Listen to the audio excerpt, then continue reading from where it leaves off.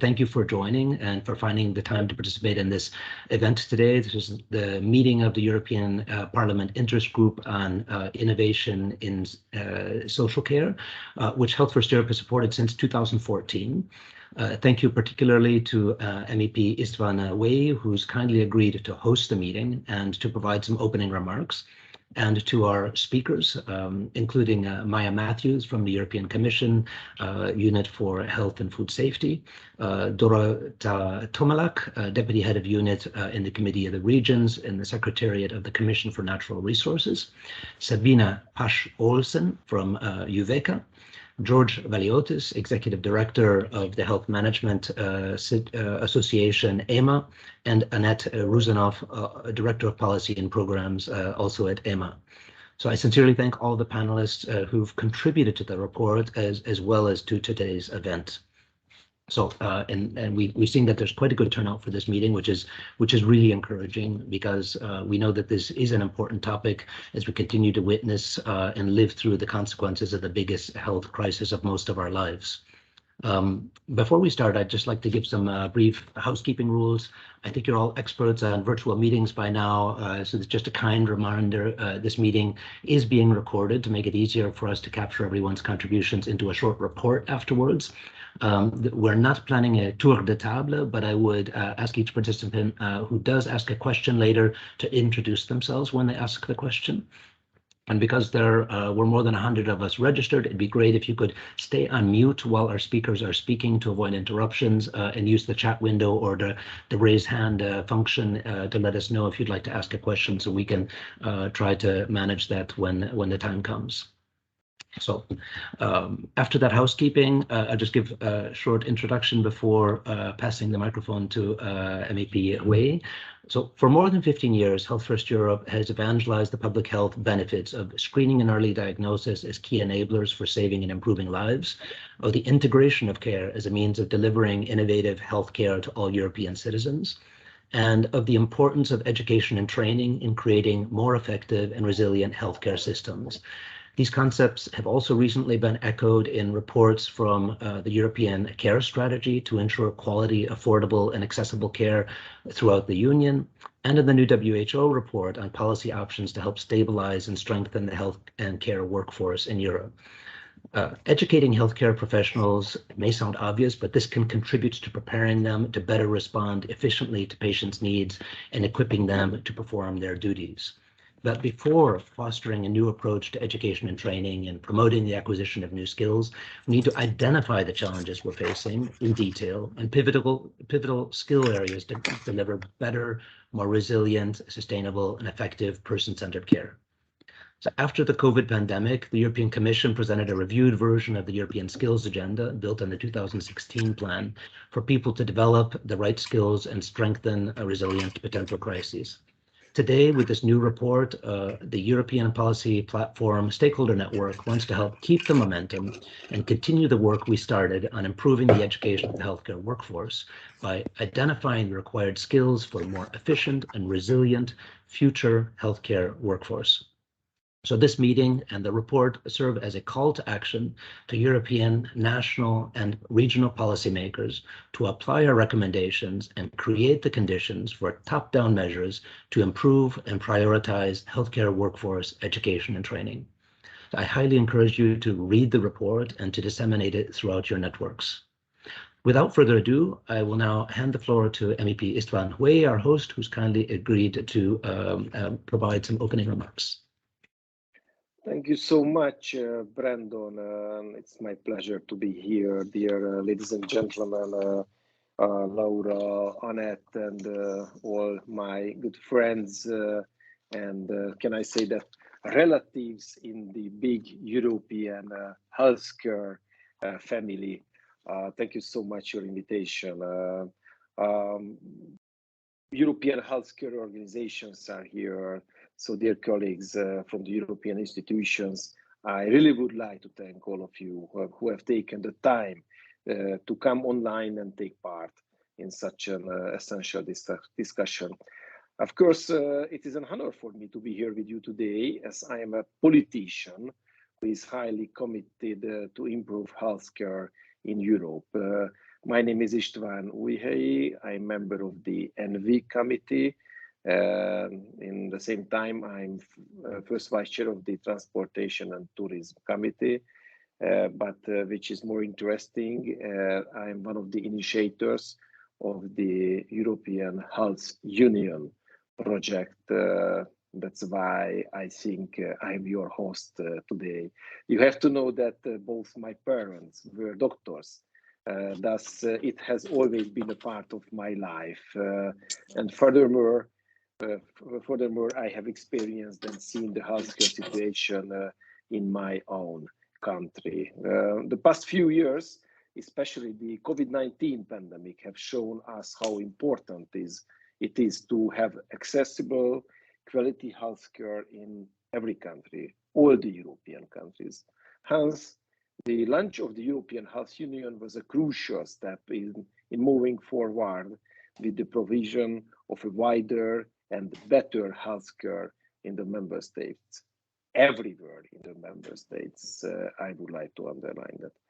With the help of the EU for Health program and its 5.3 billion euro budget, it is and it will be a huge help in achieving the desired resilience of healthcare systems. I do believe that the HERA, the European Health Emergency Preparedness and Response Authority, will provide more access and availability of the needed measure in case of cross-border health threats, which is another column in achieving our goals. Thankfully, we have many interest groups, alliances, and organizations who focus on this matter at a high level and provide us with ideas, studies, and initiatives in order to develop our healthcare systems in the best possible ways. Now, I would like to highlight those entities without whom today's event could not have happened. I would like to thank you for Health First Europe, an alliance that does everything to ensure patient safety, protect patient rights, and create high quality and sustainable public healthcare systems in Europe. They are the ones who invited me to be the co-chair of the European Parliament Interest Group on Innovation in Health and Social Care, in which we aim to improve patient access on innovation in health and social. Access to innovation in social and healthcare by influencing EU policy. I would also like to highlight the work of the European Health Management Association and their effort on improving the capability and capacity of health management.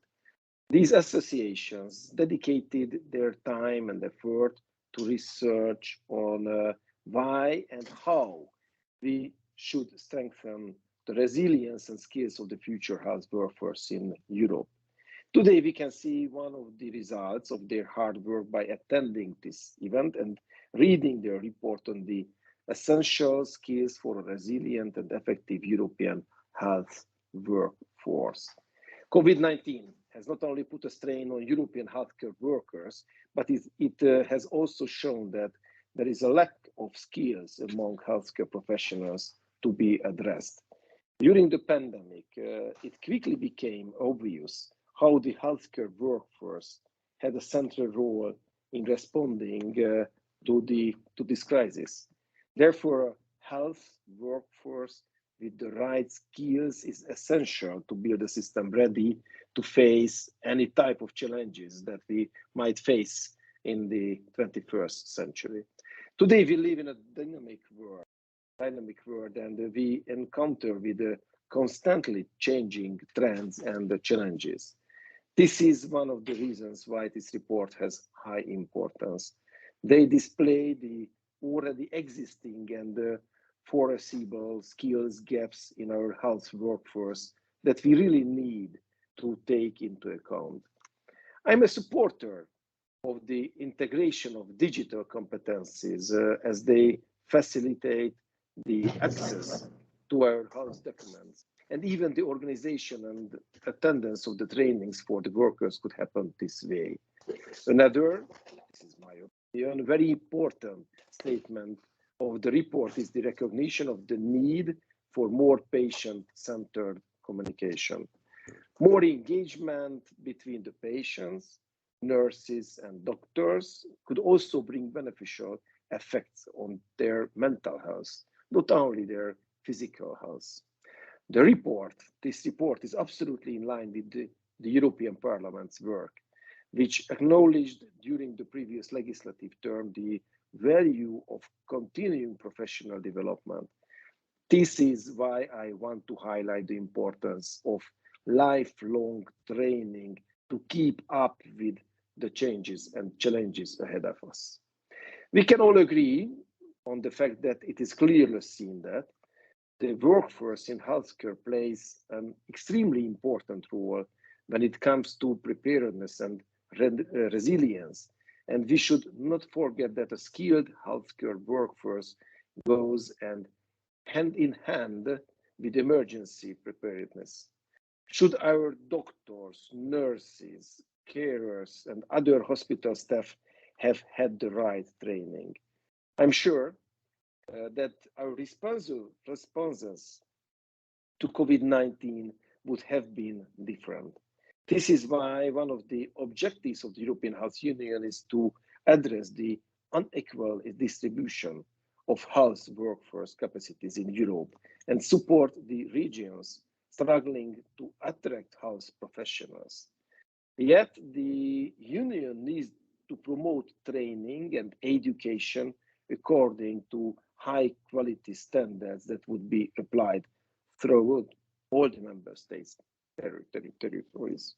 Again, the importance of the European Health Union and its benefits for patients cannot be overlooked. And this is the message I intend to convey next week during the European Health Forum in Gastein. I would like to demonstrate another very important thing through an example, very concrete example. A patient in Hungary will most likely receive a lower standard healthcare service than they would, for instance, in Germany or, for example, there in Belgium, as we do not have the necessary equipment and infrastructure in every public institution to provide treatments at the same standards. In this summer, with my youngest son, he's 2 years old, unfortunately, we had to visit hospitals in Budapest, in Brussels, and in a countryside small hospital next to the Balaton Lake in Keszthely.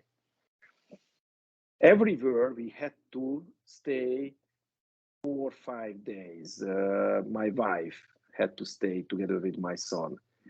I can tell you what's the difference between Budapest and the small countryside city, or between the healthcare service in Budapest or in Brussels. And if we are talking about the European Union, it is terrible. We had to do something. I reckon that this kind of inequality in healthcare systems between the member states is untenable, and it needs to be tackled first so that we will be able to proceed to other important issues and developments, such as the profiling and training of the healthcare workforce. My logic behind this is when a country does not have the necessary resources and infrastructure to provide for quality healthcare, it is not likely that there are enough resources and possibilities for trainings of the workforce either. These suggestions and possible developments that are discussed today are essential for our goals.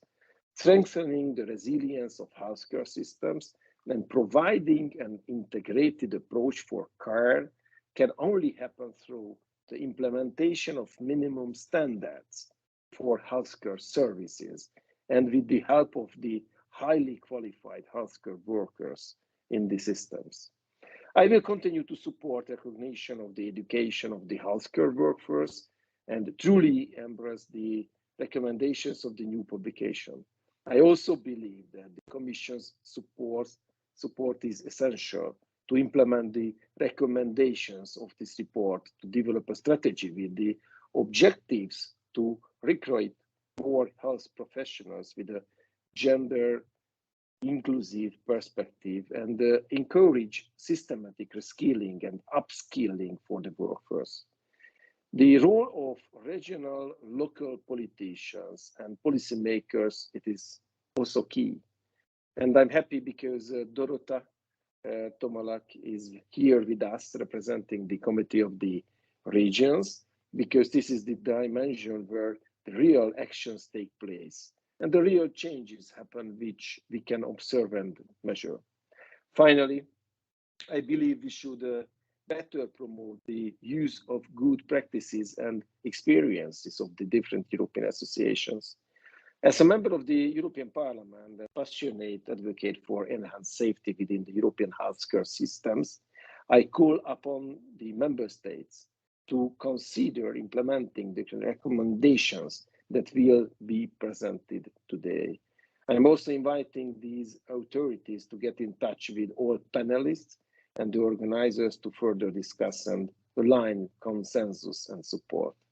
Before I finish my speech, let me say thank you to everybody once who contributed to the birth of this report, and big thank you to Laura and Annette for the excellent cooperation, and also to my excellent friend and colleague Zoltán, who is responsible in my staff for the European Health Union project.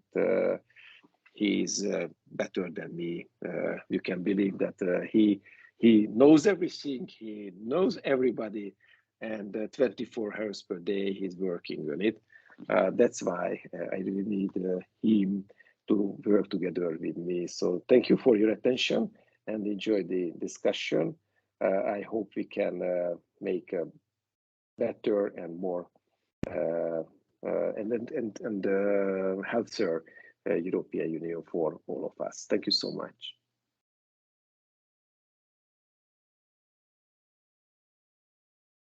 Thank you very much, MEP Weyer, for sharing your personal experience as well as the kind words about the report and your vision for the European Health Union. Without further ado, I would ask my colleague to start sharing the slides, and I will present the report or a summary of the report. So there are only 10 slides. I do encourage you to read the full report if you have time later, but here will be the high-level summary. So this is a report above all of the European Health Policy Platform Stakeholder Network on profiling and training the health workforce of the future. It's the result of essentially a year of work that I'll describe in the following slides. The title is Essential Skills, for a Resilient and Effective European Health Workforce. To manage not only the current crisis, but other crises that may soon come. The next slide.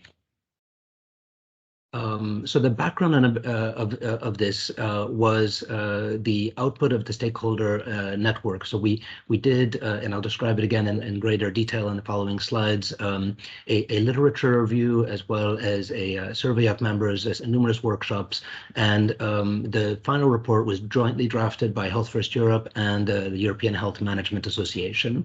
The goal is to achieve concrete actions on the ground. Directly or indirectly, and to raise awareness of existing and foreseeable skills gaps for the health workforce in Europe. Next slide. So the structure of the report, just to give a quick overview in case you haven't seen it, as I mentioned, it starts with a literature review. So we surveyed the literature, and I'll give a bit more detail in the next slide, I believe, on just what we were looking for. This was then supplemented by desk research by the Health First Europe and the members of the stakeholder network. It's more than 30 organizations. The network's consensus on essential skills for a resilient and effective health workforce, and then recommendations to policymakers at all levels of government in Europe. So the literature review, as I said, was an attempt to identify answers to a bunch of questions. Here are some of them. What is the European policy context for shaping the health workforce skills in the future? Are there enough large-scale comprehensive data at European level about health workforce skills needs, or does that need to be addressed? What are the 21st century challenges, trends, targets identified that impact the health and care sector? What skills are essential for the health workforce to successfully overcome these challenges and follow the new trends? And are there good practices which have been collected and shared on upskilling and reskilling the health workforce that we could then try to evangelize to a larger audience? Are there recommendations to be drawn from these practices? Next slide.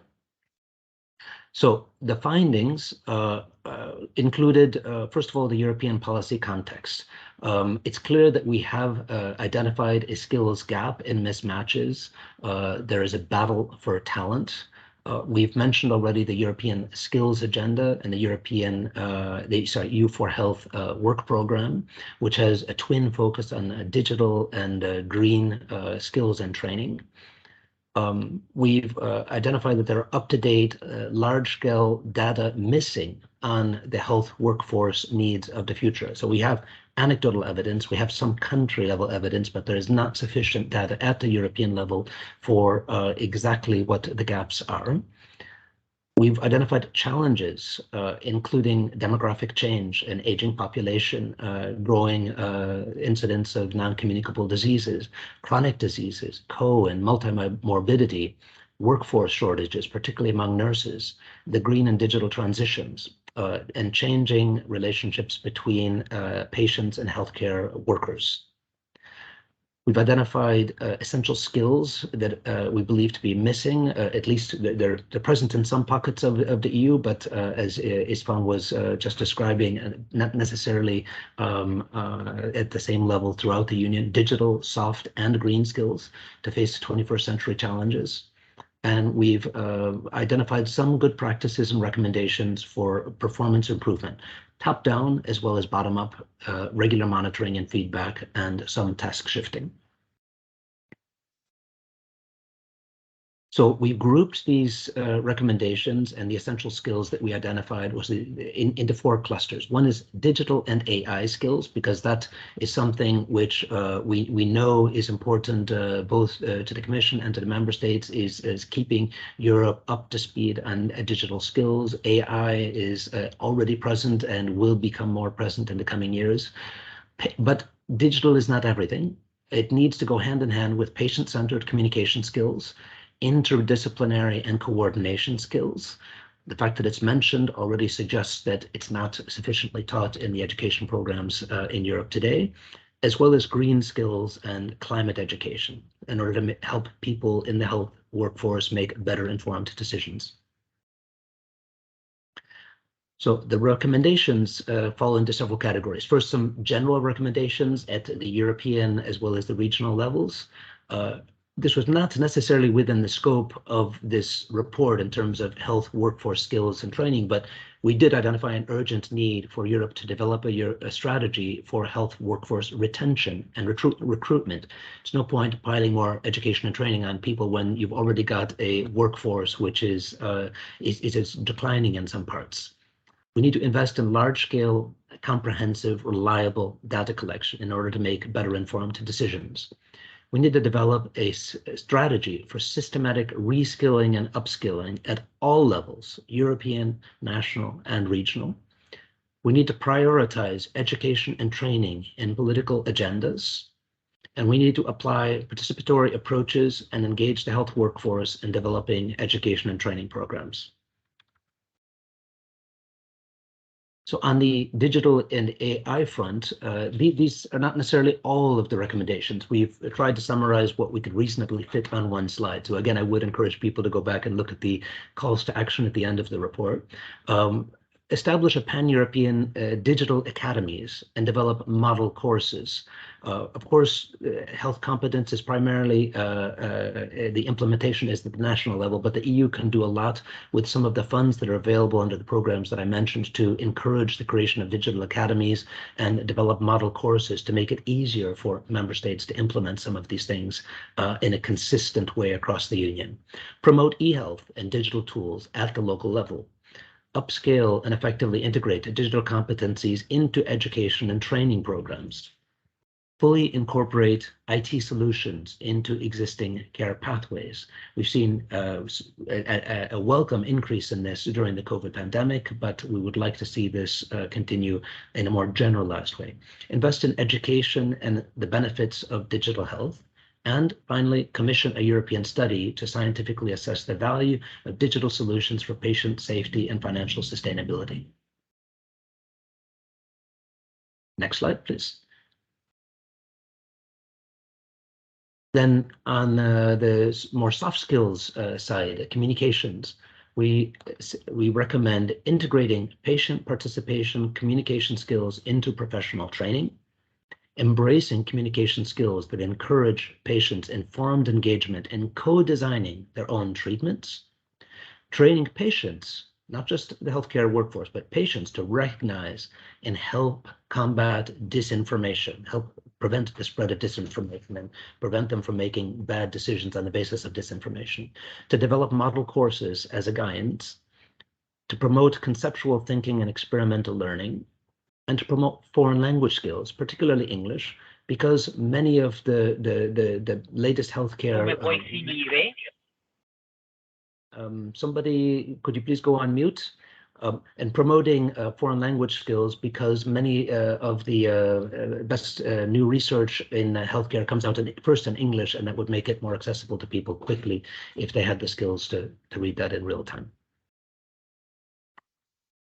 Then the next slide is interdisciplinary recommendations, including a focus on adaptability. The MEP mentioned this also at the beginning, that we need to have people who are adaptable between skills, between regions and countries, even in the case of a pandemic.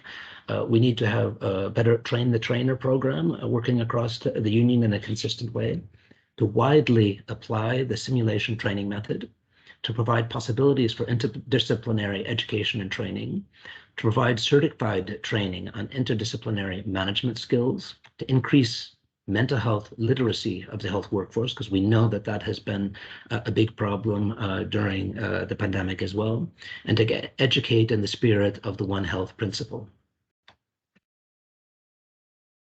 And finally, sustainability. We mentioned before, green is one of the greening the EU is one of the chief priorities of the European Commission. So we would like to recommend promoting existing good practices on green procurement and green implementation at the healthcare level, raising awareness of green skills, and increasing the climate health literacy of the healthcare workforce. And without further ado, I would pass the microphone to our panelists, beginning with Maya Matthews from the Commission, to talk about what their priorities are and how this report hopefully nicely feeds into those priorities. Thank you very much, and good morning, everyone. It's difficult to follow on from the inspirational speech by the honourable member, and also this really wonderful summary of this report. I've had a chance to quickly look at the report. I haven't looked at it in depth, but I can say that it's very rich and very useful, because I think one of the amazing bits about it is the fact that it's really taken on board so many different so many different points of view, and as you said earlier, really from the ground. For us in the European Commission, this is absolutely vital to really hear from the practitioners, from the people who are experiencing health service delivery challenges, from the health professionals themselves. And I see many of you in the audience we've met before.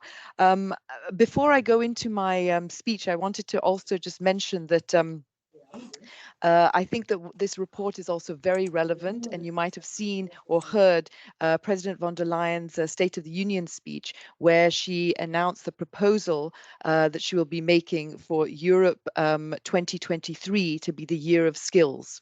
So I think that this report is really very, very timely, and I can tell you that I promise that I will also take my responsibility in disseminating it widely to our within the institutions and also to our partners. So thank you very much. You can start the slides now, please.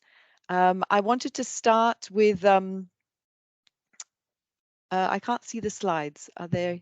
Can you see the slides? Yeah. Okay, great. So the first slide, I wanted to start my presentation with a bit zooming back and basically looking at the context we're in, the landscape that we're in today. I'm doing this by a project report that we drafted in the Commission called The State of Health in the EU. This is a 2-year kind of cycle. We work very closely with the OECD and the Observatory on Health Systems and Policies, and we produce different deliverables. We produce individual country health profiles, and we produce a report called Health at a Glance, which puts together all different data, very well reliable, well-researched and evidence-based data looking at the state of health in the EU. And that report will be available, the next report will be available at the end of 2022.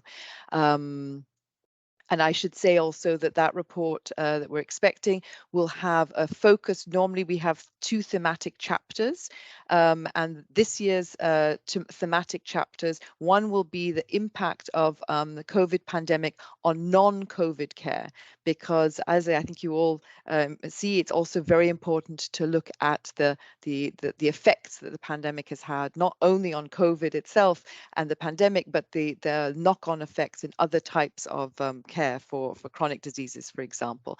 And the second thematic chapter will be on child and youth health, including mental health. So we're very much looking forward to this report.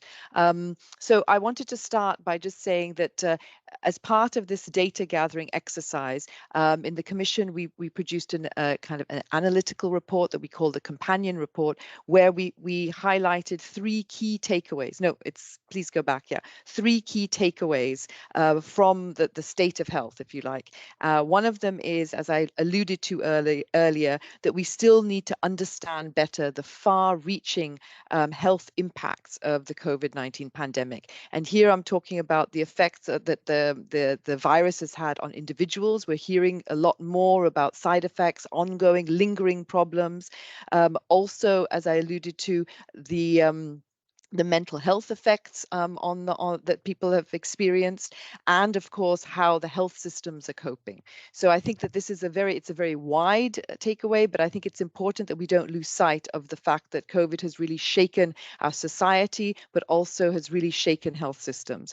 The second takeaway, and it's already been mentioned a little bit in your report, is looking at the advantages actually that the digital innovation in healthcare delivery and public health has had. The pandemic served as a catalyst or an accelerator to really put in place many digital health innovations, which we had in place, but had not really been rolled out at scale. And here there's a very good link in the report about the importance of also digital skills and making sure that the health workforce have the skills necessary to provide this new type of healthcare delivery modes. And then the third takeaway, and the reason I'm showing this slide, is that of course we saw the real effect that the pandemic has had on the health workforce. We already knew beforehand. Let's be honest here. We knew that there were already health care shortages. We knew that the health workforce was aging in the EU and needed to be replenished. But I think that the pandemic has just brought this much more into stark reality, and we need to really think very carefully now about what we're going to do, how we're going to encourage more young people to take take up these professions, but also, as you rightly say, what are the skills that are needed? And as I always say, that the health workforce is the cornerstone of a health system. You can have beautiful equipment, you can have excellent beds and wonderful care pathways, but if you don't have anyone to manage those and to be the face at every step of your illness, it's all for nothing.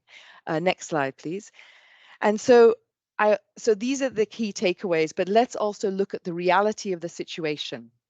And as the honourable member said, we have a very, very mixed situation in Europe today. And I think this slide is a very good, a visual of what we're seeing in Europe today, that there actually is no standard pattern.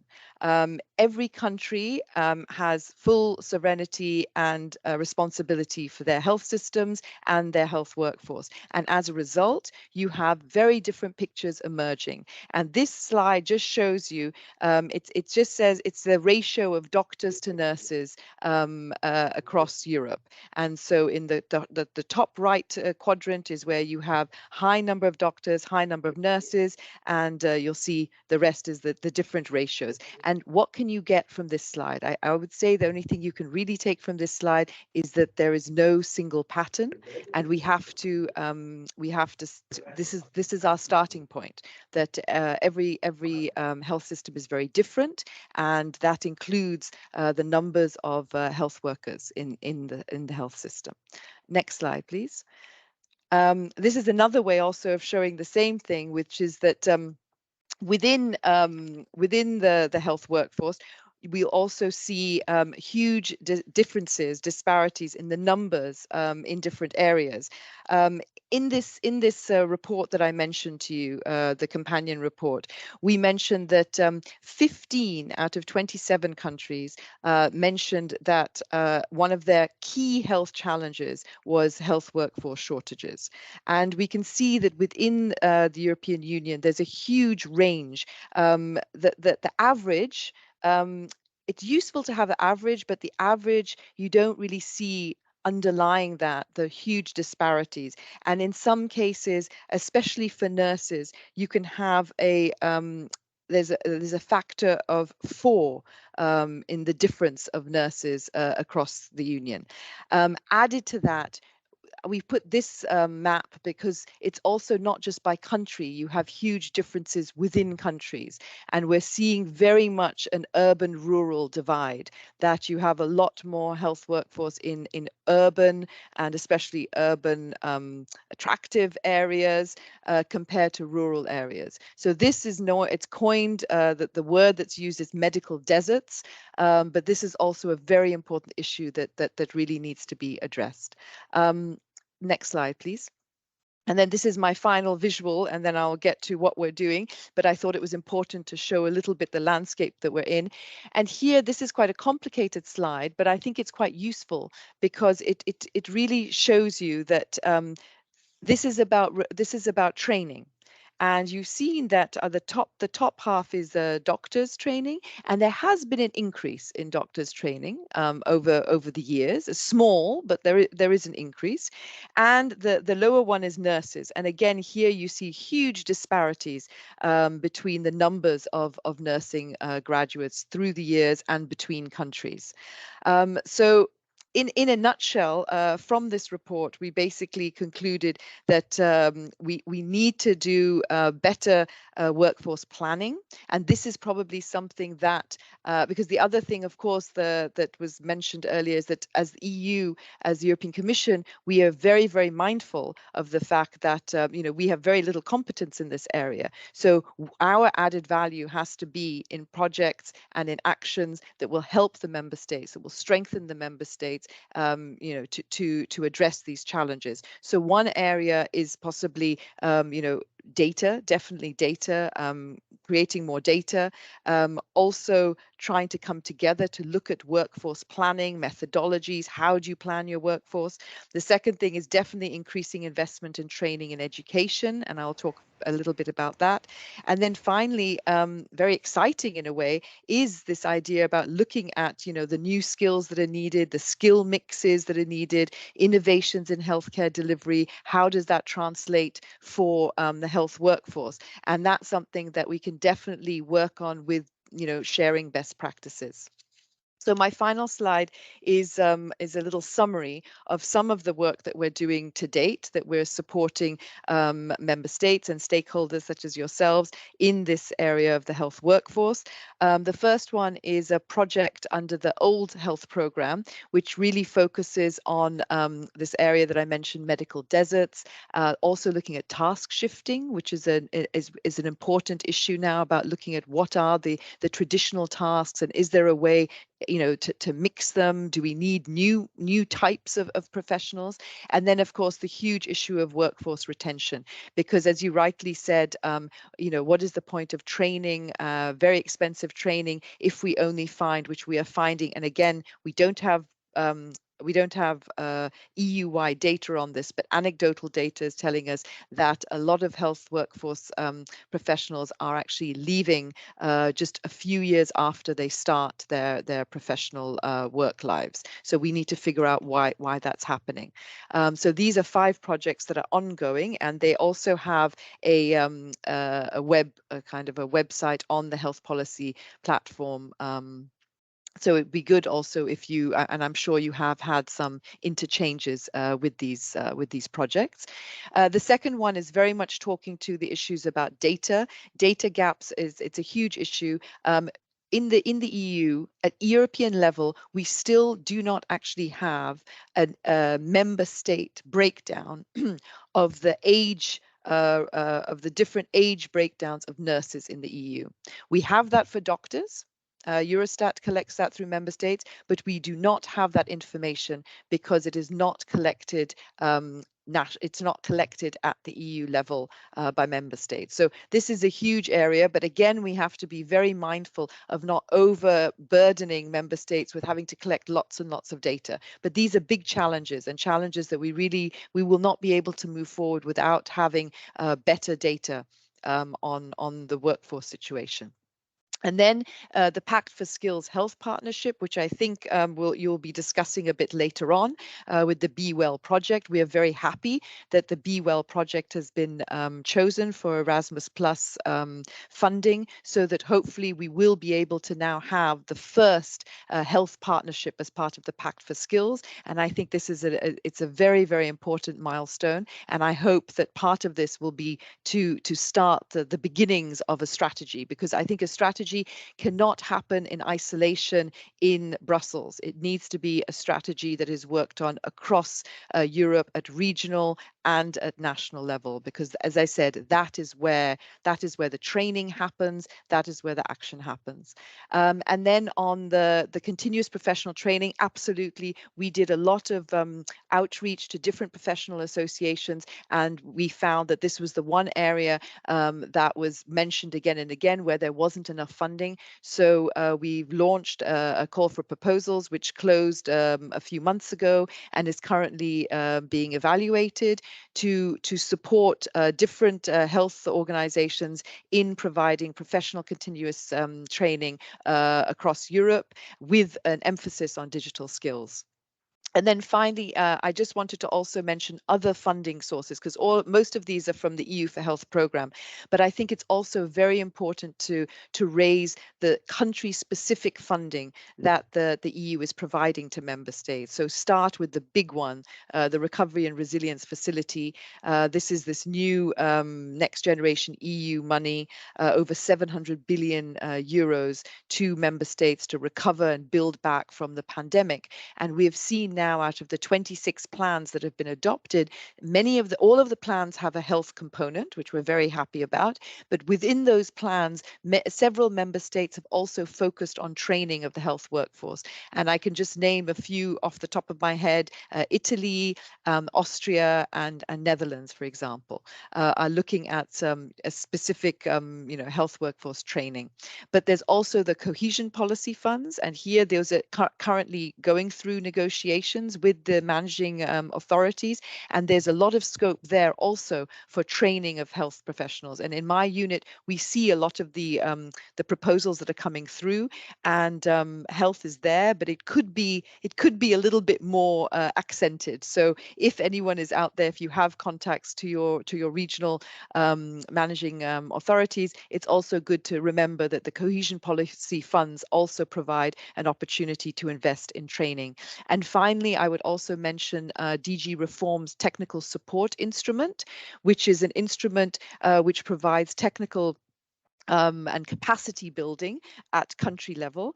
And last year, they launched a digital skills flagship, looking at the digital transformation of health systems. And there again, there's the possibility to really work at a country and regional level to improve digital skills. So I will stop there, but I look forward to staying and being part of the questions and answers. Thank you very much. Thank you very much, Maya. And we would now pass to a panel on ensuring skills for the future within the health workforce, the Be Well and the UVECA projects, starting with Sabina Pasch-Olsen. Sorry, I've skipped ahead with Dorota Tomalak from the Committee of the Regions. Sorry. And there I was hoping I was off the hook for a second. That's so easy. Well, didn't work out this way. Thank you very much, Brendan. Obviously, always difficult to come after such excellent speakers as you've had before. But I'll try to be as quick as possible and give you just some of the regional flavor if you want. I work for the European Committee of the Regions. For those of you who are less familiar with the name, we're an EU institution bringing together local politicians. So in plain English, it's your mayor, it's your local councillor, your region's governor. These are the people who are coming to Brussels a few times a year to discuss all projects of EU laws that will be implemented at the local or regional level. And that's the majority of EU laws, if I may say so. Health is obviously included. So I was actually pretty intrigued when I got the copy of the report from Annette. Started reading it, I realized just how much it resonates with our own policy ideas and recommendations. You've heard from Brandon what the report is about, so I will not summarize it for you, but I'll just speak some bits and pieces that actually struck me when I was reading it. So for me, I think the starting point is something that Maya was also highlighting, the situation of the workforce. We've had some good news reading the previous Health at a Glance report, for instance, when we were looking at the change in terms of a number of doctors and nurses from 2008 to 2018. Within that decade, we saw some increase in numbers. So, hey, some good news. But of course, the last week's report from WHO that was circulated by Politico under the telling title Graying Gone, and unfortunately, it's not referencing the TV series The Grey's Anatomy, but the color of practitioners' hair. This report brought some less good news. As you saw, the number of doctors in Italy, 2/3 are over 55. You take Latvia and 8 more member states, you're over 50.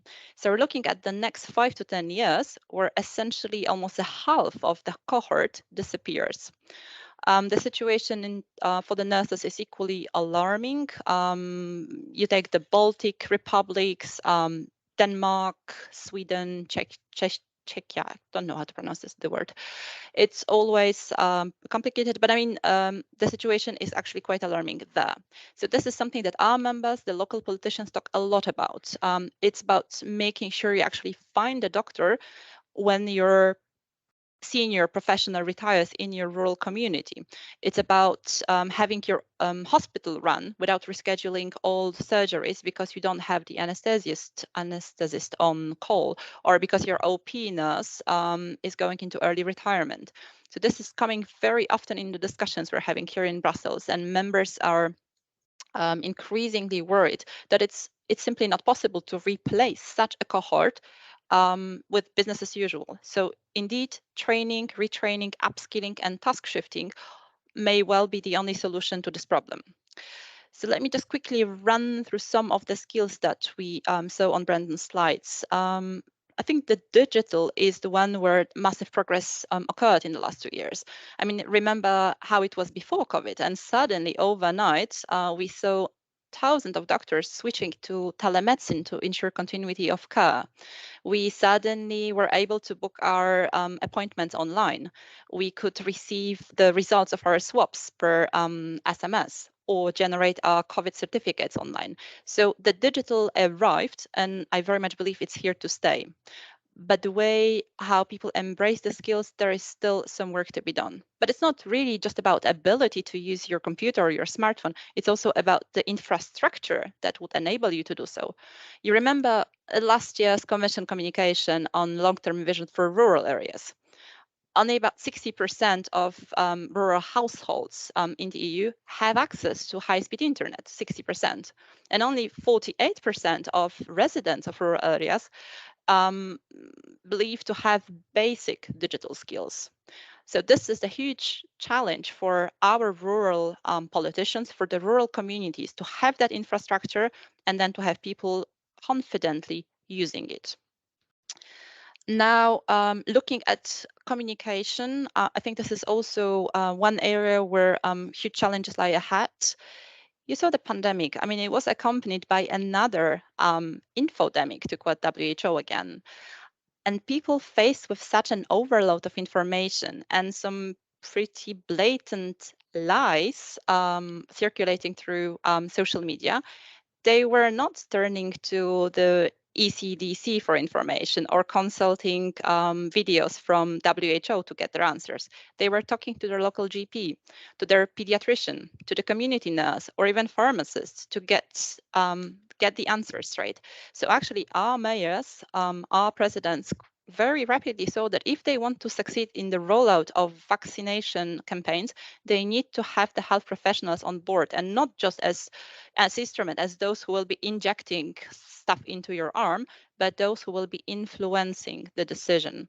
And very often it was the personal conviction of the local GP that made or broke the decision. Am I getting a job or not? So here the communication, and it's not the communication to the patient, it's communication with the patient that makes a huge difference. Now, on the collaboration skills, I found this one probably even more challenging. And I'm saying that probably because I'm a civil servant. And in civil service, we have the same sin, I think, as in medicine. We don't talk to our colleagues. I don't talk quite enough to colleagues from interpretation, logistics, transport, or even other thematic commissions here at the COR. And I think the same happens a lot in medical field as well. The specialist doctor would not talk to the nurse. The OB-GYN will not consult the laryngologist. So people just stay in their silos, and breaking the silos and creating flexible teams working around the patient without that 19th century hierarchy going on. This is real problem, and I think this is where it takes more than just a new training course. It takes the whole change of a paradigm to happen. Now, the green skills, I think it's the most complicated for us to look at. But when I was reflecting on it, I thought, okay, well, for us at this year, it's really more about One Health. It's about making sure that it's not just a doctor prescribing you a round of antibiotics. It's about the food you're getting. It's about the agriculture we want to have in Europe. So I was looking at our positions, for instance, around the organic farming, intensive agricultural techniques, etc. So this is where I think massive gains can be made. And this is where we should be really focusing on medicated feed and moving away from these techniques. So in a way of conclusion, I think the momentum that we will have next year during the European Year of Skill is something that we definitely need to use to get that message across. The skills in a medical health force are there. The question is really how to accompany the workers in their acquisition of new skills, and also how to create a context where getting new skills or working differently is welcome and enabled. And I think in any of these endeavors, you will need your local mayors, you will need your regional presidents. It's where practice happen, and it's where the daily management is taking place and where it's being funded. So I very much welcome your report. We will be looking at it with our members in our political discussions. And I also very much call on you to keep involving your politicians, because you will need them to succeed. Thank you. Thank you very much, Dorota. And now we will pass to Sabina Pasch-Olsen from UVECA. Yes, I will just try and share my slides.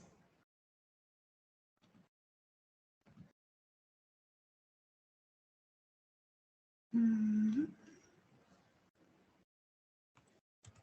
you see them? Yes. Can you see my slides? Yes. All right. So hello everyone, my name is Sabine and I am one of 2 project leaders working with UVECA.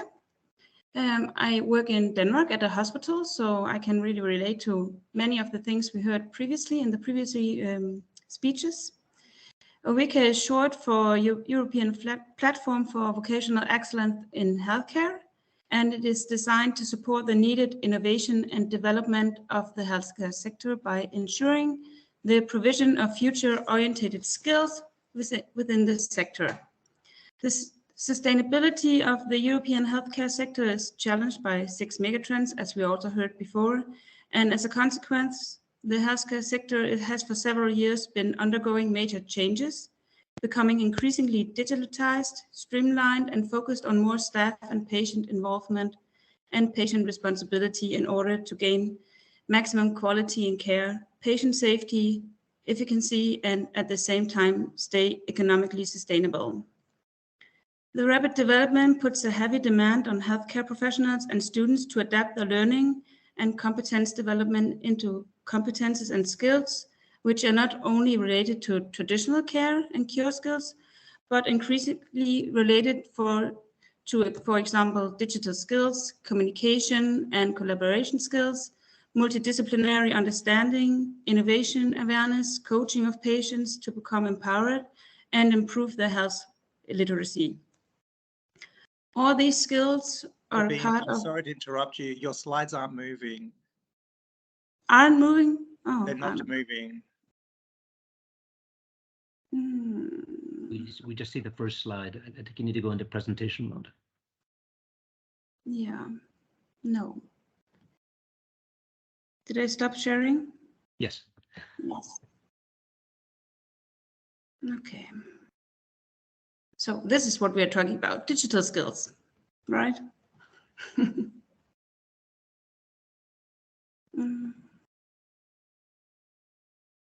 But we actually had them, so we can share Indeed, them but if you want. Yes, If you want yes. to share. Just share them, it's okay.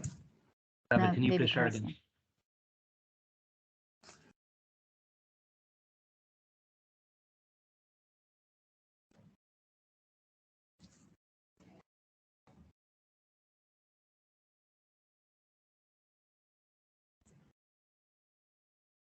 Perfect. So all these skills I just mentioned are a part of the so-called 21st century skills, which are important for the professionals to sustain a good career and keep the healthcare sector sustainable through innovation and development. UVECA will be implemented by a multidisciplinary consortium with 19 partners from 7 countries and consist of professionals, academics, local and regional health authorities, regional development agencies, and social partners. Within 8 work packages, the partners and their regional stakeholders will co-create a governance model as well as a concrete education and training activities for the 7 regional hubs and the European platform. And this one will then be developed, tested, fine-tuned, and made sustainable for uptake of regional partnerships beyond the partnerships. This is what we hope for. The project creates regional vocational excellence hubs in 7 European regions, which collaborate within one common European platform. And the objective is then to ensure coordination, adaptation, innovation, and upward governance within regional health education ecosystem, as well as promoting European blended mobility and interregional learning among healthcare professionals and students from the participating regions. Next slide, please. So the objectives for our project are within the collaboration through a European platform to increase the quality and attractiveness of vocational training and lifelong learning, and to contribute to implementation of the European skills agenda by ensuring continuity and high quality vocational education and training and lifelong skills.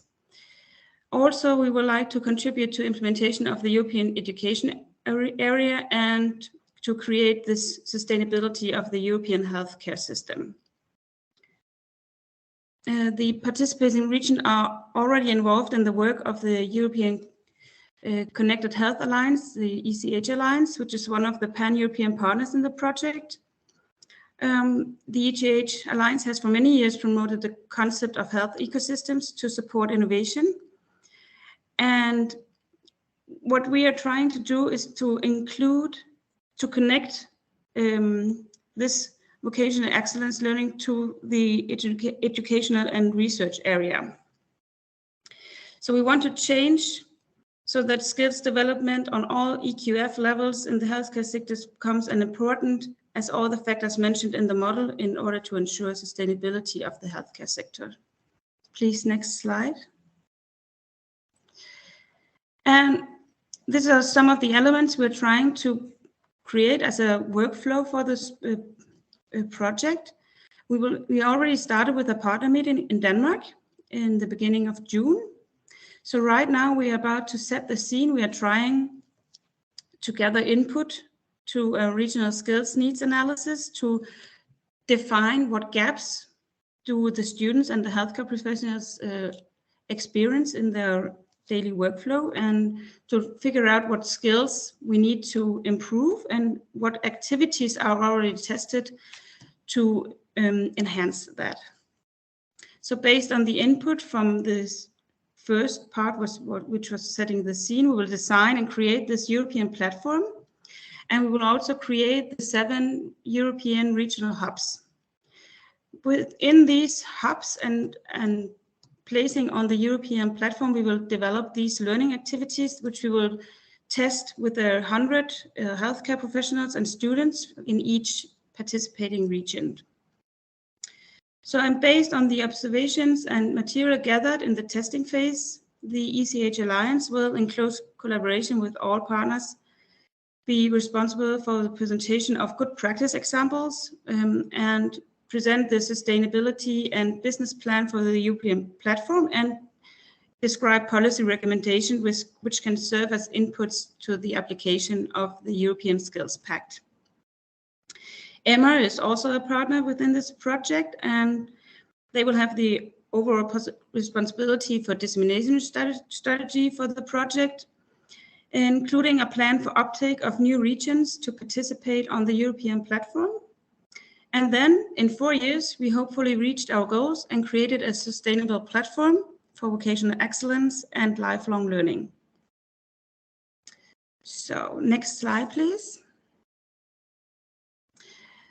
So as we already heard, there are quite good examples in your report, which also align with our project.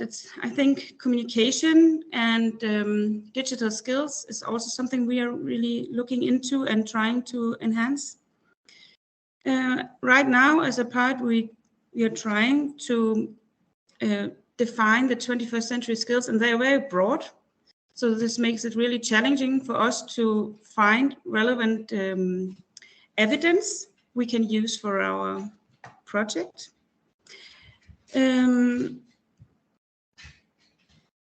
So our project relates to several of the recommended skills, and we hope that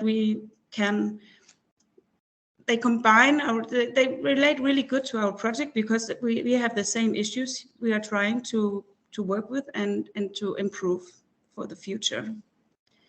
So next slide, please. I think I'm done. Yes, thank you very much. Thank you very much. And without further ado, I would pass the microphone to Annette Rusinoff from the European Health Management Association to talk to us about the BWELL program. Thank you very much, Brandon. Indeed, as Maya Matthews from the European Commission, DG Sante, already introduced BWELL as a kind of landmark project. This is what I would like to talk about, but it's true that we have received co-funding from the Erasmus Plus of the European Union, but I would rather talk about this as a movement. Rather than an EU-funded project, which has a beginning and an end date. And by the way, the beginning doesn't go back to a long past, because we kicked off the project in July 2022 only. So what I would like to summarize here is what BWELL does for the sector in 4 main points.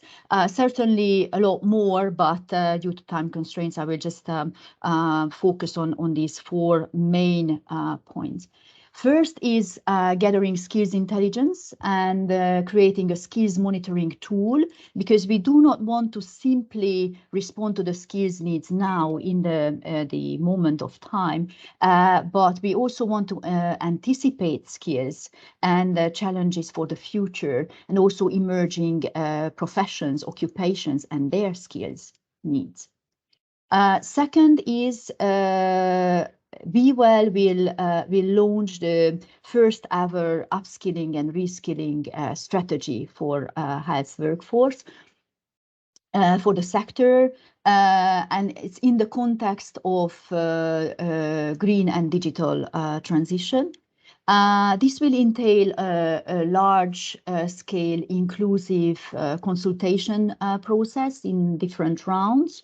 The first version of the strategy will be launched in mid-2023, and then it will be refined and enriched by receiving different inputs from consultation, from testing, piloting, educational curricula, and training programs.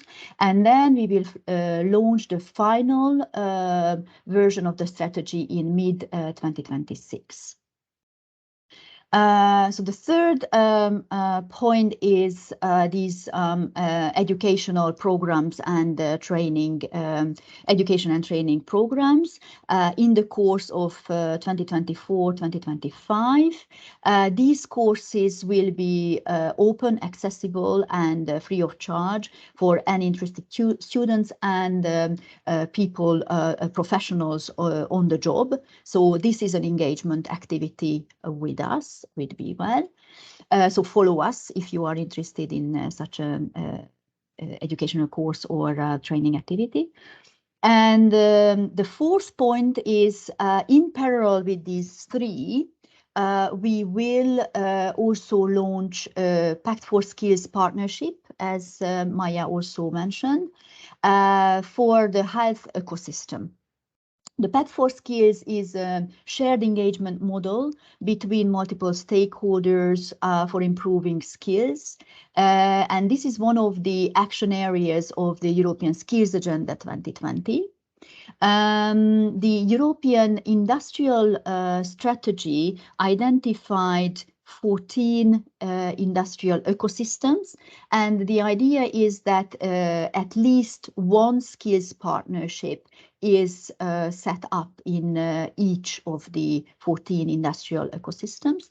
For the health ecosystem, this skills partnership will be the first one, as Maya also said. The European Care Strategy that was published 2 weeks ago, I think, they talk about already a long-term care partnership, so that will be the second one, but that will take still time. So the Pact for Skills offers 3 types of services. One is networking. Yesterday we had, for instance, a networking event for stakeholders interested in Pact4Skills partnerships who are not yet members. Knowledge hub, so that will be exchange of good practices and capacity building. And the third is resources and guidance, so providing information about funding opportunities, as also Maya did now.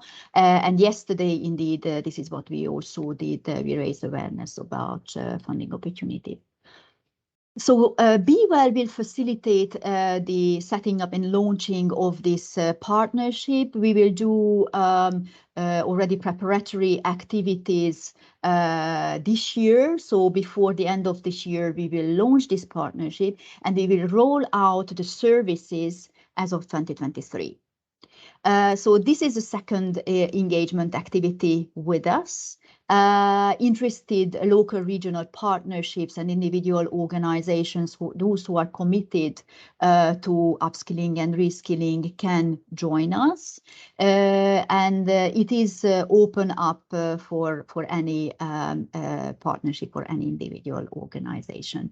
And they can submit commitments through a particular form. So who are behind this movement? Currently, we have 24 full partners and 5 associated partners in the Be Well consortium. So this will be, and this is the basic partnership, and this is where we will invite external stakeholders to join. You can see from these logos that we have in our consortium healthcare provider, training providers, higher educational institutions, networks, associations representing health professionals, doctors, nurses, specialist nurses, pharmacists.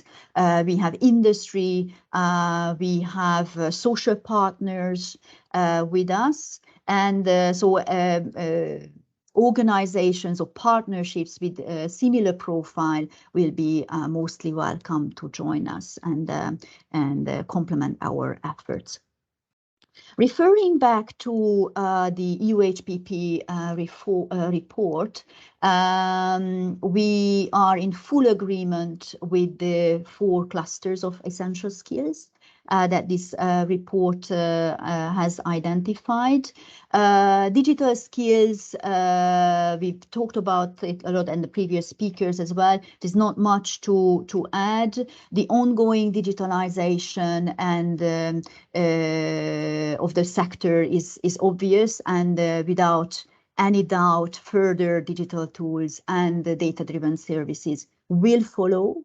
And their proper and large-scale adoption does need and will need new skills. We also confirm that more should be done to raise awareness about green skills, because we have the impression that for the moment it does not receive yet as strong highlights as green skills, but most probably it will change over time. And these 2 main clusters of skills are necessarily complemented by soft skills, communication skills, and interdisciplinary skills, which are crucial. Be Well also agrees with the challenges that are listed in the report. We have to be mindful that when we start these upskilling and reskilling movement and we fix these objectives, we are maneuvering in a context of shrinking number of aging and exhausted health workforce.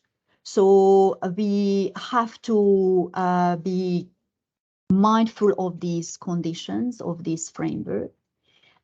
This is why we believe in Be Well that an open, inclusive and large-scale dialogue with a wide range of stakeholders particularly organizations, networks, associations representing health professionals, their social partner representatives are a must. And this and mapping the needs, motivations, and ambitions should be met first, and only then can we adequately and appropriately address these needs.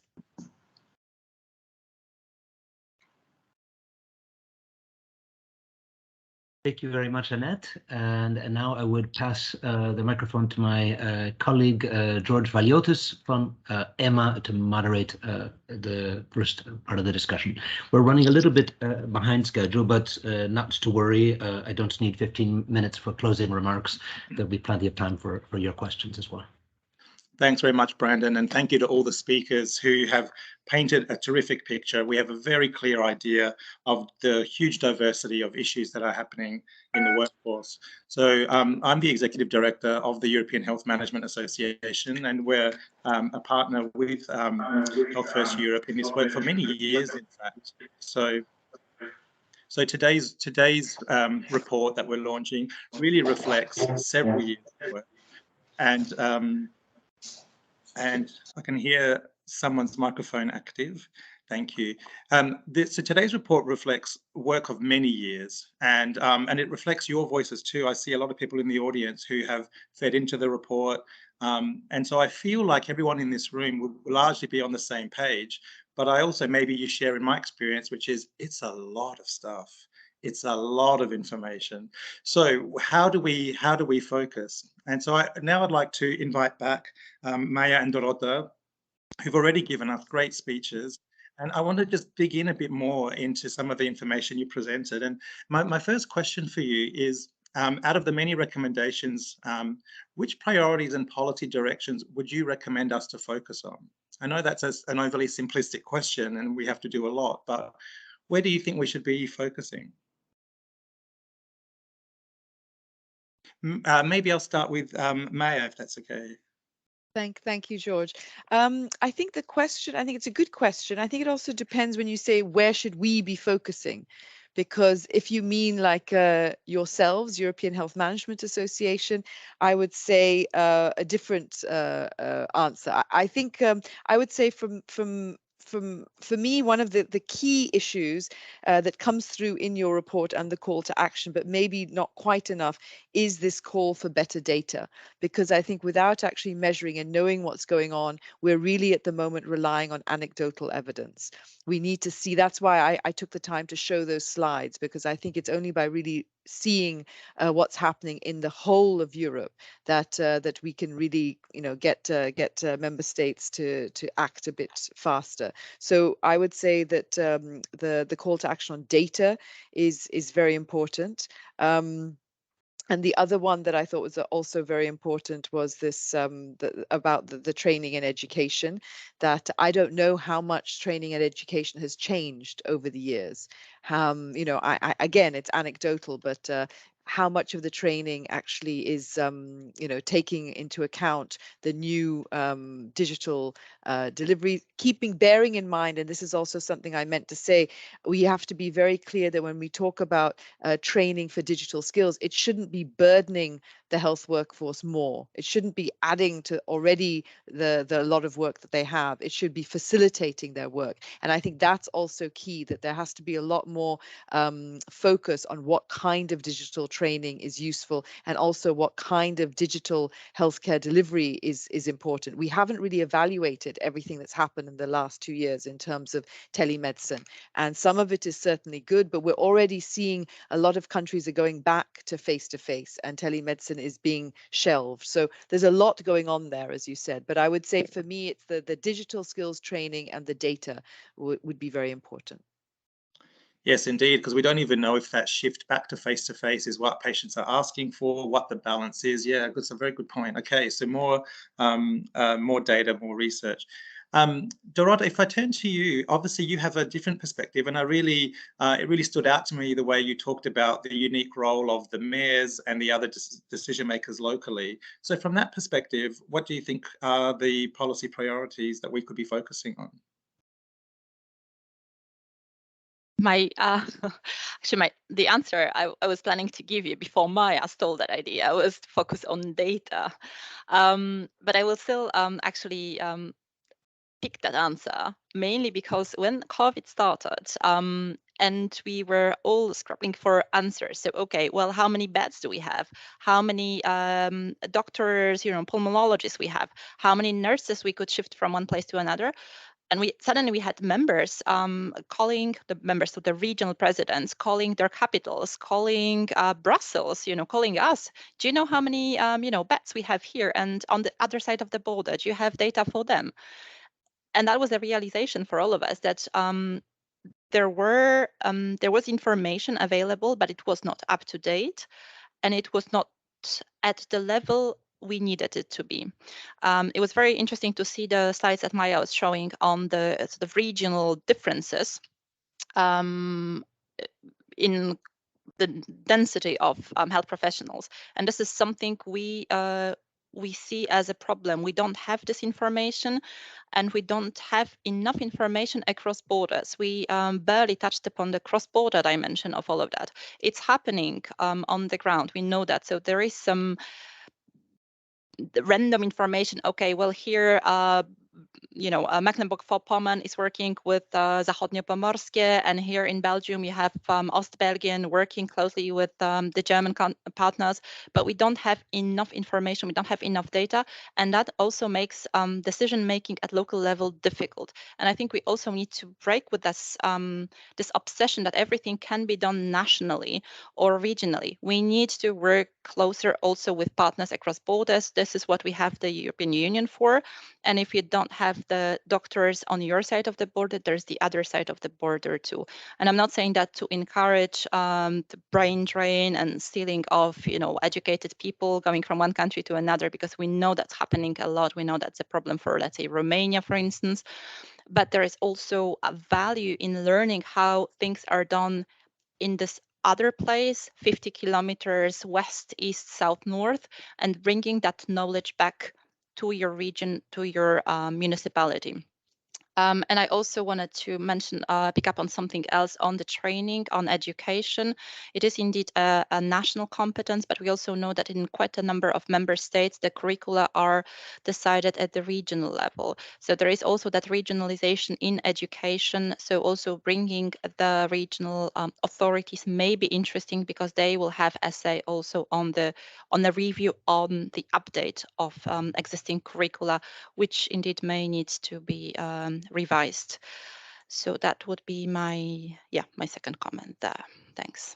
Okay, thank you for that addition, Dorota. And very interesting to hear more about cross-border care and cross-border collaborations, because now we're hearing about multidimensional, aren't we? That we need to be working locally and nationally, but also cross-border and comparatively. So so if I was to drill down to that a bit further, both yourself and Maya mentioned more data, and Maya, you spoke, you gave the example of telemedicine. Is there any data in particular that you think would be needed, that we could be focusing on? Maya, you also did mention the age of nurses. That's one data set missing. If I was to push you right now, can you think of other things that you think are missing in the knowledge space? Yeah, I mean, I think that we were in my unit, we work very closely with Eurostat, and I want to take the opportunity here to say I think that they do a fantastic job, but just the nature of data, maybe not so much about what we need, but there's also a huge time lag. And we're finding that, I mean, now Eurostat is able to produce very relatively quick data about excess mortality. but most of our other indicators for health status and also health systems is usually there's a time lag of 2 years. So I think we should also embrace the new digital technologies to also try to get data more quickly. And here, I guess I can do a plug for the European Health Data Space proposal, which is currently going through negotiations, where, again, it's a very innovative proposal from the European Commission to create the first of its kind health data space, which would basically connect all member states with anonymized data. So it's got two parts to it. The primary data would be for patients to be able to have their own medical records available to them at all times and be able to travel with them cross-border. But the second part is about secondary data, and that could really revolutionize the amount of data and information that we have on our fingertips. And so what would that mean then for people in the room? So those new data sets would help us to do our own planning more effectively and to be pitching for or proposing other work streams, which I'll come back to ask another question on, but I'll just, Dorota, come back to you. Do you have anything else that you'd suggest in terms of either data or any other evidence that you believe is missing? From our perspective, is getting any data at the regional level that is not 10 years old, because national data there is this 2-year delay. But if you look at the regionalized data, which are not collected so routinely, it often happens then you would have them, but they would be from the previous ad hoc poll that was happening 10 years ago.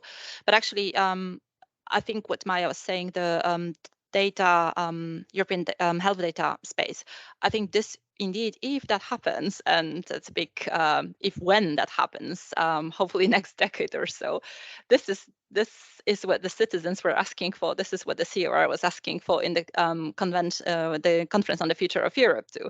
Because I mean, it is in a way crazy that we can, with our driving license, we can rent a car everywhere in Europe, we can withdraw money everywhere we want, but we still cannot take our medical results with us when we travel on holidays. It's somewhere crazy what Istvan was mentioning about going into 3 different hospitals, 2 different countries with his son. This is still the reality that we don't even have e-prescriptions running in Europe. And we cannot take the last image with us on the card if we go from one country to another. So this is really the direction to be taken. Okay, interesting. So then in terms of other directions that we can take, you've heard today about the Be Well project and UVECA. You can see some of your other colleagues in the room, and obviously you're supporting these initiatives already. And I wonder, where else do you think that you as a policymaker or you as leaders could support our initiatives? Well, I think that, as I said, I think the report is very aligned to some of the things that we're already doing, and a lot of it is just starting. So I think that we need to. I'm a big one. I'm in favor of sustainability. I also wanted to mention that in terms of data collection, I'm not a big fan of doing one-off projects where there's a lot of data that's collected and then it just, it's relevant for a year and then it's forgotten about. So part of the projects that we're trying to support, and that's why this joint action that I mentioned, where we're trying to really work with the member states to try to embed things in their policy planning. I think for me, that's the most important thing, that this is a structural issue. There's not going to be any quick fix. And as you said, it's multidisciplinary as well. It's a lot about, if we want to go really philosophical, it's a lot about this generation, the Gen Z or whatever they call it, what they're looking for in their lives, what are their aspirations, what are their horizons, and maybe the job, the job of a doctor and nurse is not what they see themselves doing. We have to really think much broader, I think, than just trying to find quick fixes. So I think that the whole health area has come into the fore, and so we're putting attention on it, but we also, in terms of skills and professions, it's a much wider discussion as well. Thank you, Maya. Dorota, you, again, I've already pointed to the unique ways that your agency works and the voices that you represent. Is there anything else that we can think about of how your agency can support the work that's happening? there's definitely a lot of a big field where change may occur in terms of changing this paradigm that I was mentioning earlier. I think we see still a lot of this stratification, that you have a specialist, you have a generalist, and then you have a nurse, and then you have the orderly. These silos, but also the strict hierarchy is still happening. And then how would you attract young people to a profession of a nurse if they think, okay, well, another year of study and I can be a doctor and my salary can get another zero, or I would get more recognition socially if I'm a surgeon rather than being just a local GP in my rural community. So there is a whole, I think, a change that need to occur in valorizing all medical professions, not just focusing on the top specialists, which we very much need. But this is just the peak of an iceberg, and we need to have that broad base as well. And that comes with changing attitudes. It's making sure that all contributions are valid, that in these teams there is no clear leader, that the leaders are changing when the need occurs. And it's also about making sure that people get the chance to try on new roles. So why should it always be, I don't know, a nurse doing a swab, or can't a midwife do vaccination as well, etc. So people get to try on new shoes and maybe see, okay, well, I've done this part for a few years. Now I would like to get a shortcut to try something else. And here I think creating that mind context, that comprehension at the local regional level, that this is possible. And I think this is especially key for our rural areas that do suffer from this medical desertification, where recruitment and retention is particularly complicated. This is where this change needs to occur. And I think this is where our mayors, our councillors have the biggest role to play in making sure that, okay, well, this is not your typical workplace. This is where you will get a chance to try new things. We will pay for your training. We will give you that opportunity to do something else if you want to stay with us. Very helpful. Thank you both. Just to finish up before I hand back to Brandon, I've got a last question for Annette well, actually, for a question for Biwal and Uveka, which is, how can these projects, thinking of the recommendations that have come out in the report today, and I've seen a lot of people in the chat asking if this recording will be made public and the slides, but I also think, as you ask for those things, the report actually has all this information in there. Like, the report is the place to go. It's all contained and it's very well written. So thinking of that report, Annette and Sabine, thanks for coming back. How can the project activities of Be Well and of Uveka support the recommendations? Annette, can I go first? Yeah. George, I think that there is a clear alignment. Be Well launching the Pact for Skills partnership for a health ecosystem. The EUHPP report having a number of calls to action, recommendations, which are, as I said, we are fully in agreement with the four clusters of skills, with the challenges. So the commitments that this partnership will accept could indeed accept actions, commitments to address these recommendations. So the partnership could be a platform to realize, to implement these recommendations, and vice versa. I think we should have indeed a discussion with the Be Well Consortium and with the EUHPP member organizations, but there is already an overlap. So some of the Be Well Consortium partners are partners of the EUHPP network as well. How to shape the description, the concept of the health ecosystem partnership that also is aligned with the EUHPP report ambitions. So this is how I see the when you say the partnership, do you mean the Pact for Skills? The Pact for Skills Health Ecosystem Partnership, indeed. Yeah, okay. Yeah, So people can join that at the end of the year. I think you said you'd launch that. We are launching it, and then commitments, most probably commitments, we will start collecting early or mid 23. Yeah, so this is where we will become more active and more organized. But discussions, of course, can start before. So we are open to just have a call, have a discussion, get an email, and start dialoguing. Yeah. Okay, thanks, Annette. So look out for the Pact for Skills. And in the last minute, I'll turn to Sabine. Sabine, thanks for your great presentation. Anything else, any final comment about how UVECA can contribute to the recommendations of the report launched today? But I think the UVECA project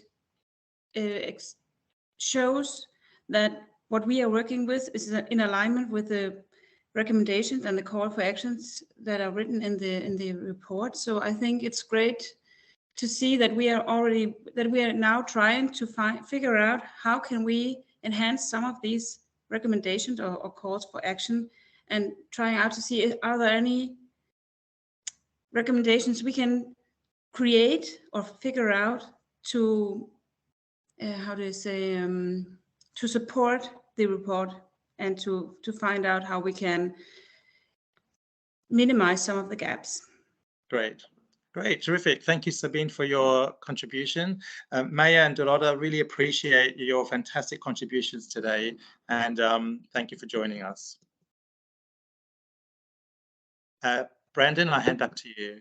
Yeah, so thank you very much. I see that we've got a couple of questions. I'm not sure who was first, Bert or Jennifer, but I saw Bert first, so I'm going to call on him to introduce himself first and then ask his question to the crowd.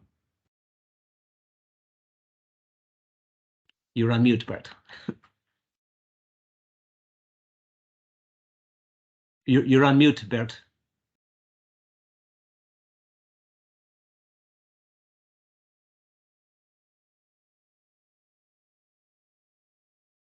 Still on mute, according to my screen.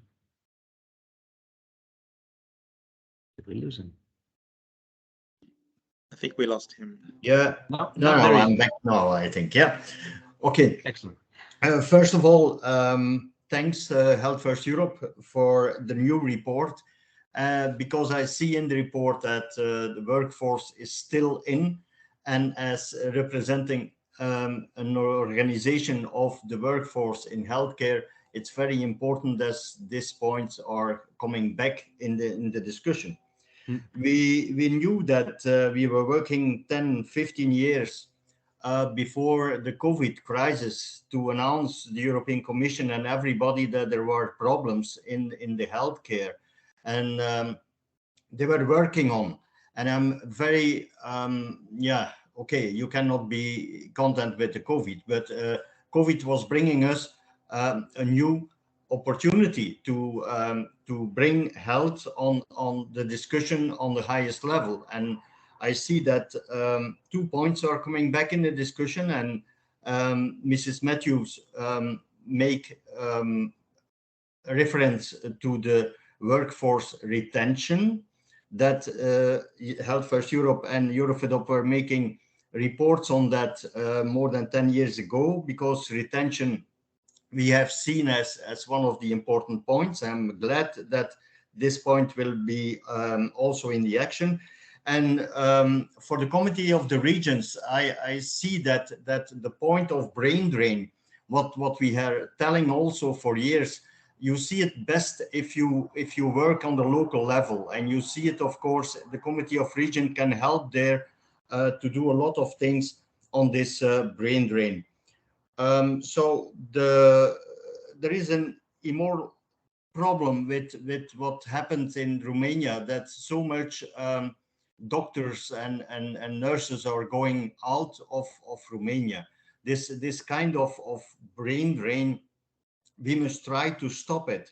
And of course, there must be studies, there must be information, and I hear that for years that we must have it, and we will have it. The Commission is working on, but on the end, I'm thinking that action on brain drain and action on retention is necessary in a very short time.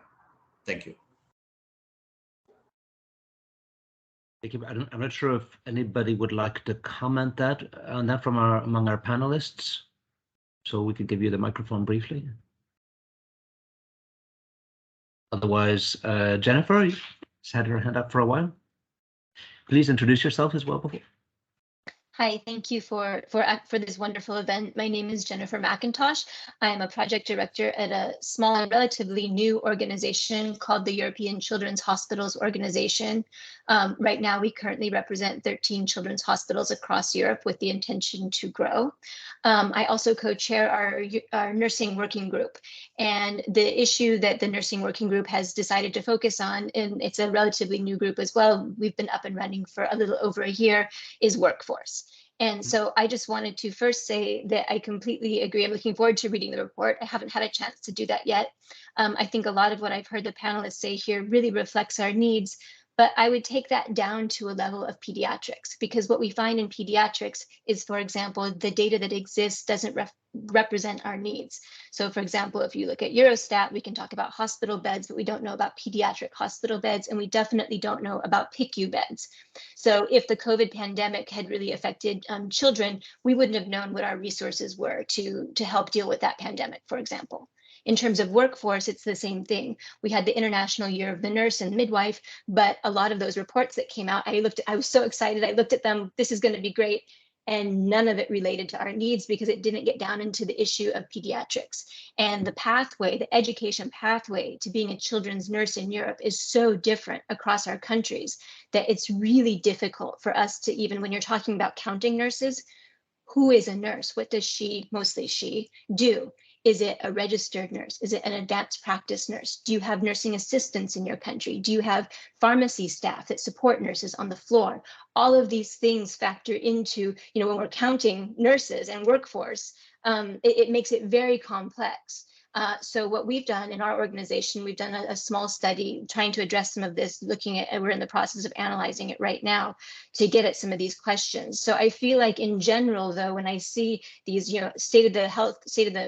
I think that's what they're called, the state of the health reports that come out, at a European level and country level, they just don't give us the data that we need to help address the issues of pediatrics and especially subspecialties at a hospital level. So I really agree with everything that I've heard today, but kind of wanted to just bring it down one more level to the specific needs of pediatrics.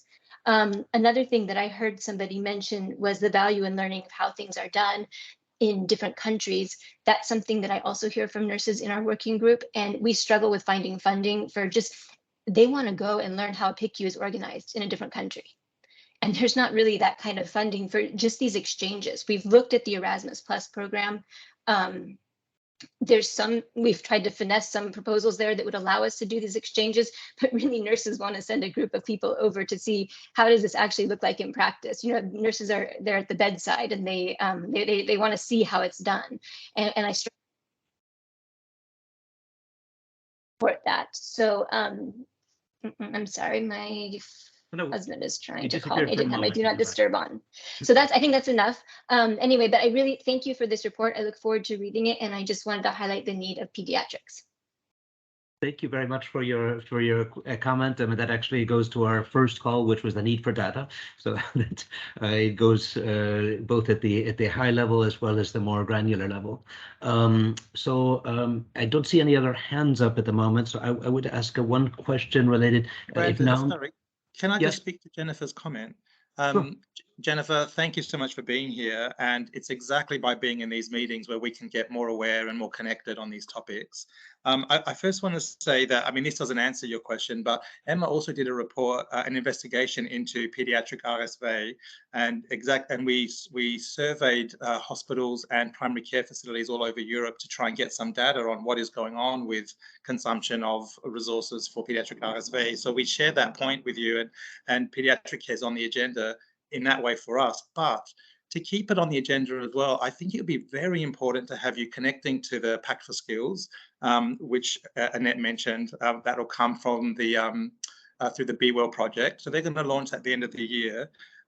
Because as I was hearing you speak, I thought, yeah, really, actually, pediatric care is not properly understood in this work. And while you were talking, I also looked back at the report and I could see, although we have endorsement from the Children's Hospital Coalition, we don't have enough content on pediatrics. And so to keep that going, apart from the Pact for Skills and you being here, I was also thinking of something else which has now slipped my mind, but let's stay in touch and make sure that the needs are better understood. So thanks for being here. Well, thank you. And just, we would love, am I muted or I think I'm on. I would love to be able to find ways for us to continue to be involved. So please do, if there's a way to follow up with that, please let me know. Actually, the other one I just remembered was the strategic plan that Be Well will develop. We'll also get that on the agenda to make sure we address the needs of pediatrics. So thanks again.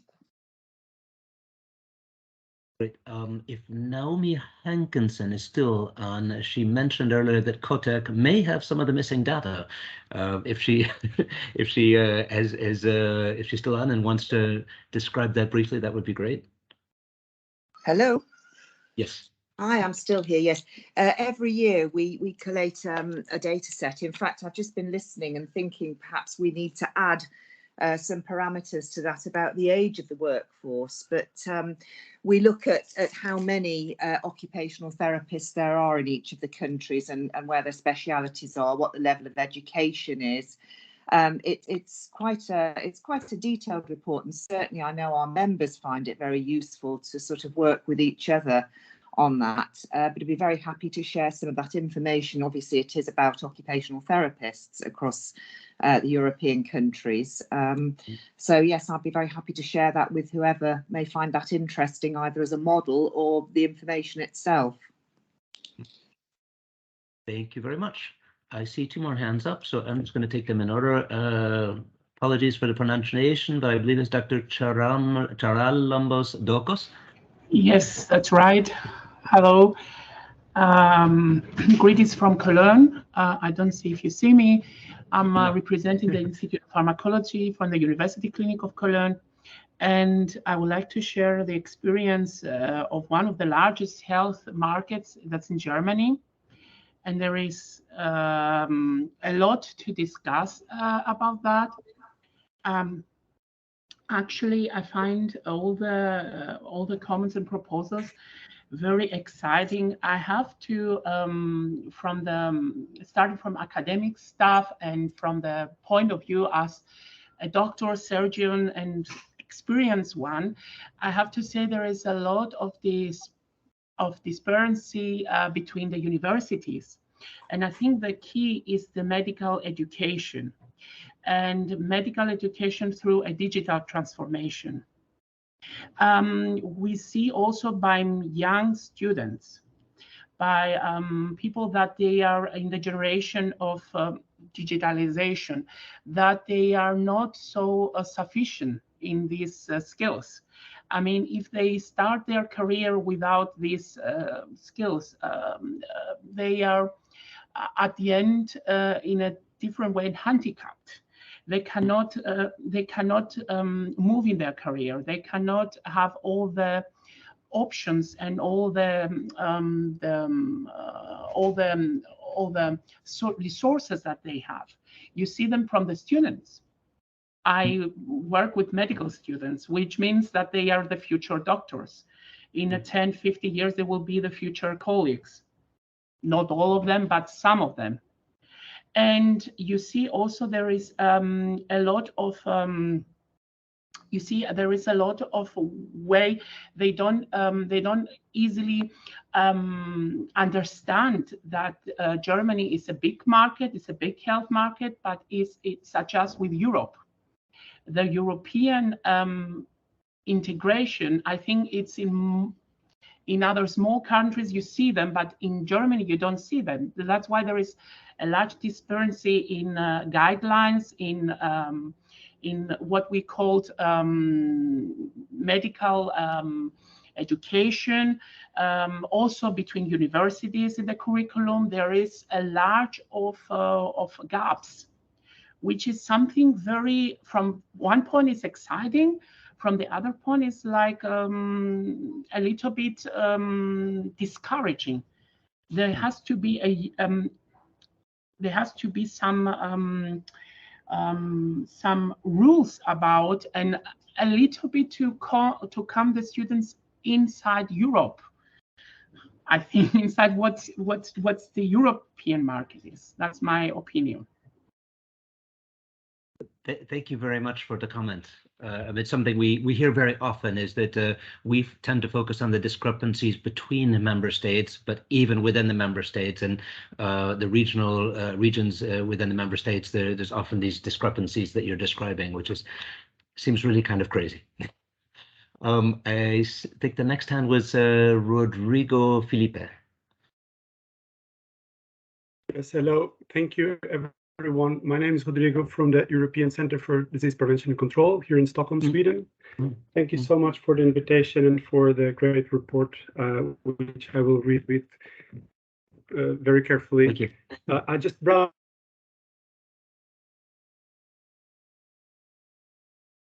You just froze on us, Rodrigo. Can you hear me now? Yeah, no, yes, now we hear you. Maybe I will turn off my camera to optimize bandwidth, maybe no bumps. So I work in the public health training section. We offer field epidemiology training programs and continuous professional development opportunities to public health professionals working with infectious diseases. So this is a topic that we did not really touch so much upon today, but I see that it is in the report, the epidemiologist aspect of it, and very much the public health. And I just would like to mention that we will be in touch with a number of things, initiatives that have been put in place, and we do with our stakeholders a capacity and training needs assessment on a 3-year cycle. And I just like to say that I resonate a lot with the difficulty that many of the colleagues here said about collecting data, because there isn't sufficient data, and our contact points struggle to give us precise data that can be enabling and informing future projects, and this is a struggle. So whatever initiatives will be put in place, especially the sustainable ones, to keep indicators on that will be extremely helpful for us too. And one very interesting question that we have is, how many epidemiologists, because in our mandate of the ECDC says we need to help the member states to achieve a sufficient capacity, and we turn around to each other and say, what's sufficient? So how many epidemiologists do you need per 100,000 population to be considered to have a sufficient capacity? Nobody knows the answer to that question. And last week we were present in a global meeting of the field epidemiology programs in Panama, and this question was also raised, and the US CDC admitted that they come up with a number of 1 epidemiologist per 100 or 200,000 population as an urgent need to, justify some funding, but nobody really knows. And this is a little bit empirical knowledge. So there's a lot to be done there. And collecting data is the first step. But then the next question that will impose is, what's the right threshold? So how many nurses, how many doctors of this and that do we need? So that's going to be quite an interesting way ahead. And we are looking at it carefully from the infectious disease perspective. Thank you so much for today. Thank you very much for your comment, and it's glad to hear that you found the report hit your issue. Next, I see with a hand up, Dr. Ellen Kuhlmann. Thank you very much for organizing this really very important meeting and for giving me the opportunity to join you. I'm from the European Public Health Association, the Health Workforce Research section. And just a brief comment, in addition to the many important things that have been said, and I totally agree that we need more data for all health professional groups and all carers. But at the same time, from my point of view, I think what is most urgently needed is a different approach, and an approach that takes greater attention to the team. So no longer having this hierarchical idea of we have different professional groups and we need more data for each of these groups, but also thinking more from the patient perspective, from the task perspective. And currently, as at least to my knowledge, a team approach in health workforce development and management and governance is totally lacking. But COVID-19 told us really that we need this approach very urgently in order to be really efficient, in order to use resources efficiently. And a team approach means for me to improve the coordination and communication and collaboration between the different health professional groups. And at the same time, it also means to use the resources more efficiently, to improve equality, to reduce all this hierarchy, to reduce gender inequality, and to reduce what is called all these racialized dimensions in the health workforce, which we all know exist. So that is just my comment, that I would find it very helpful in future also to think how we can improve these kind of things, and how we can improve really the more collaborative interdisciplinary style. Thank you very much. Thank you very much for your comment and encouragement. I see we've got 5 minutes left on the clock. I think we'd have time for one more question if anybody has one. If not, I would just make a very short conclusion.